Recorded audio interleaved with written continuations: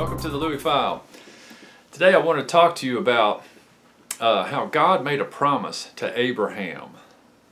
And the thing about that is pretty awesome is that in Hebrews 6 it tells us that God made a promise to himself. I mean, it's quite astounding. Let me just read this for you for a second here. In Hebrews 6:13 it says, "For when God made the promise to Abraham, since he could swear by no one greater, he swore by himself, saying, I will surely bless you, and I will surely multiply you. And so, having patiently waited, he obtained the promise. For men swear by one greater than themselves, and with them an oath given as confirmation is an end of every dispute. In the same way, God, desiring even more to show to the heirs of the promise the unchangeableness of his purpose, interposed with an oath, so that by two unchangeable things, in which it is impossible for God to lie, we who have taken refuge would have strong encouragement to take hold of the hope set before us. This hope we have as an anchor of the soul, a hope both sure and steadfast, and one which enters within the veil, where Jesus had entered as a forerunner for us, having become a high priest forever, according to the order of Melchizedek." So God swears by himself. He makes an oath that he's going to do what he says he's going to do for Abraham. Now, I want to show you something back in Genesis 15. A remarkable, mysterious passage here. In Genesis 15, God is reassuring Abraham that he's going to give him this land. So he says, so he gets Abraham to prepare these animals for this deal.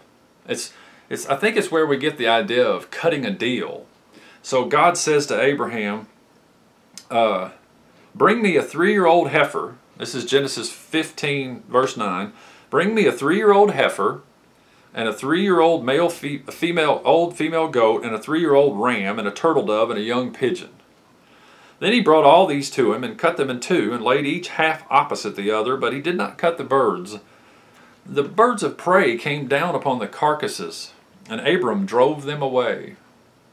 Now when the sun was going down, a deep sleep fell upon Abram, and behold, terror and great darkness fell upon him. God said to Abram, know for certain that your descendants will be strangers in a land that is not theirs, where they will be enslaved and oppressed 400 years. But I will also judge the nation whom they will serve, and afterward they will come out with many possessions. As for you, you shall go to your fathers in peace. You will be buried at a good old age. Then in the 4th generation they will return here, for the iniquity of the Amorite is not yet complete. Now listen to this part. It came about when the sun had set that it was very dark, and behold, there appeared a smoking oven and a flaming torch which passed between these pieces. On that day the Lord made a covenant with Abraham, saying, to your descendants I have given this land, from the river of Egypt as far as the great river, the river Euphrates. The Kenite and the Kenizzite and the Cadmite and the Hittite and the Perizzite and the Rephaim and the Amorite and the Canaanite and the Girgashite and the Jebusite. Wow.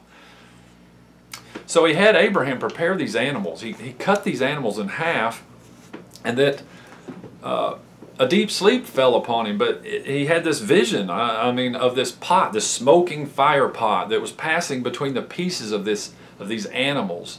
You know, I'm pretty sure the idea here is that the two people involved in this covenant, or this cutting of a deal, were to walk through these halves of these animals. But in this instance, Abram didn't walk through the pieces. In fact, it says he was in a deep sleep. And God revealed to him the future of his people, of his descendants. And it's the smoking pot is symbolic of God. And God himself walked through these pieces of these animals. It's as if God is saying, I'm swearing by myself to you, Abram, that this is going to happen. Just like I read to you in Hebrews, that God couldn't swear by anyone greater than himself, so he swore by himself that he was going to do this. And it says that the birds of prey came down, tried to take these carcasses, but Abram shooed them away. As I look at this passage, I'm astounded. You know what this is saying? God himself swore by himself. He walked through these pieces, and what he's saying, you know, throughout the scriptures, specifically in the Old Testament, when someone made an oath, they would say things such as, you know, let it be done unto me, and far worse if I don't do this, you know, and they would call God as their witness. With that in mind, that's exactly what God is saying here.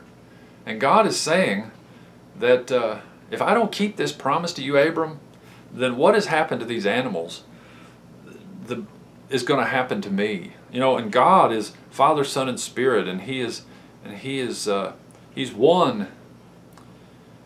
And He's saying that if I don't keep this promise, then the Godhead itself will be torn apart. He's banking everything of who He is on keeping His promise to Abram.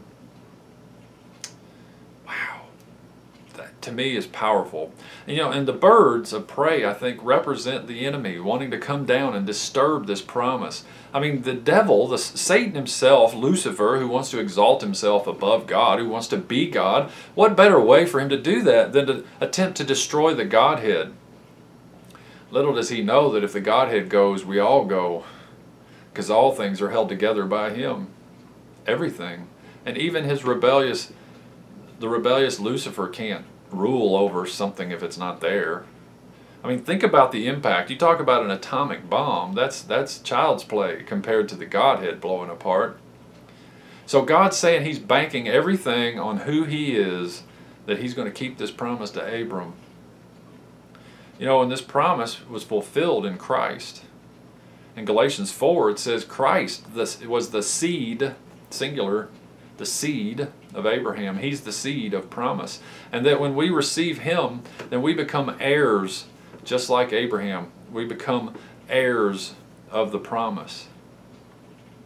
So God's promise to us is the same as it was to Abram, and that is the Godhead rides on it. And when Jesus said it is finished, He meant it was finished. So we got to believe, we have to trust that God has done all that He says that He has done in Christ. And that means He's made us holy and blameless. He's made us righteous. He's justified us. He's forgiven us. In fact, if you keep reading in Hebrews 10:14, it says He has perfected us. He has made us whole. He's made us one with Him. His promise is fulfilled in us because Christ, the fulfillment of that promise, is in us. And the whole Godhead says you can bank on it.